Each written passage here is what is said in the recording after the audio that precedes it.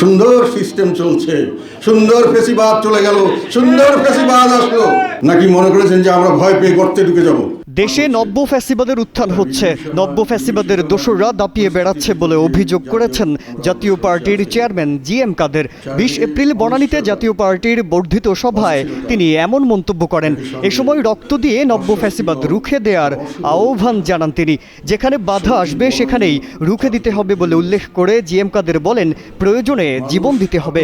যে আপনি ফেসিবাদের কথা বললেন, সেই ফেসিবাদের চেয়ে কি আপনি কোনো ভালো কিছু করতে পারছেন? করবার কোনো ইচ্ছা আছে? বান্ডেল থাকলে প্রতি সেনমানিতে টাকা বাঁচবে। বিকাশ সেনমানি বান্ডেল কিনে জিতুন প্রতি লেনদেনে। মিডিয়া হাউস থেকে শুরু করে শিক্ষা প্রতিষ্ঠান সবখানে নব্য ফ্যাসিবাদ দখল করে রেখেছে বলে জানিয়েছেন জাতীয় পার্টির চেয়ারম্যান জি.এম. কাদের। অন্তর্বর্তী সরকার আর ছাত্রদের নতুন দলকে উদ্দেশ্য করে জি.এম. কাদের বলেন, 5 স্টার হোটেলে গিয়ে হাসি ঠাট্টা করে বেড়াচ্ছেন। জাতীয় পার্টির নেতারা যখন ছোট্ট একটি হোটেলে ইফতার মাহফিল করতে যায়, সেখানে গিয়ে আপনারা হামলা আর রক্তপাত করেছেন। এই ফেসিবাদ কি জন্যই কি আমরা আন্দোলন করেছিলাম? এই ফেসিবাদ সৃষ্টির জন্যই আর তার দোষরদের সৃষ্টির জন্যই কি দেশের মানুষ রক্ত দিয়েছে? এর জন্য কি ছাত্র রক্ত দিয়েছে? ছাত্রদেরকে আমি প্রশ্ন করতে চাই, কি পেয়েছেন আপনারা? কার কাছে কি পেয়েছেন? বিচার বিভাগকে অর্ডার দিয়ে বিচারিক কার্যক্রম সম্পন্ন করা হচ্ছে বলে মন্তব্য করেছেন জি.এম. কাদের। বলেন, এটি কোন ধরনের ফ্যাসিবাদ? বলেন, নব্য ফ্যাসিবাদ এবং তাদের দোসরদেরকে রুখে দিতে হবে।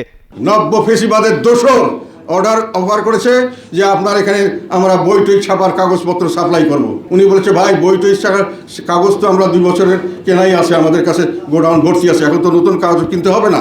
বলে কি হচ্ছে, এটা জ্বালাই দেন। বলেন যে কেমনে জানি জ্বলে গেছে, এটা কেউ হয়তো অ্যাটাক করেছে। তারপরে আমাদের অর্ডারটা দিয়ে দেন। সুন্দর সিস্টেম চলছে, সুন্দর ফেসিবাদ চলে গেল, সুন্দর ফেসিবাদ আসলো। দেশের মানুষ জাতীয় পার্টিকে দায়িত্ব দিয়েছে নব্য ফ্যাসিবাদকে রুখে দেওয়ার জন্য, এমন মন্তব্য করেছেন জাতীয় পার্টির চেয়ারম্যান জি.এম. কাদের। বলেন, দলের নেতাদের মামলা দেয়া হচ্ছে এবং জামিন দেয়া হচ্ছে না তাদের। বিভিন্নভাবে দলের মিটিং মিছিলে বাধা দেয়া হচ্ছে বলেও মন্তব্য করেছেন জাতীয় পার্টির চেয়ারম্যান।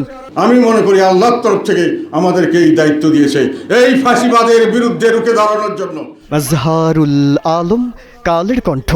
শেষ করে দিচ্ছে, আমাদের মানুষকে মামলা দিচ্ছে এবং সেই মামলায় জামিন দেওয়া হচ্ছে না।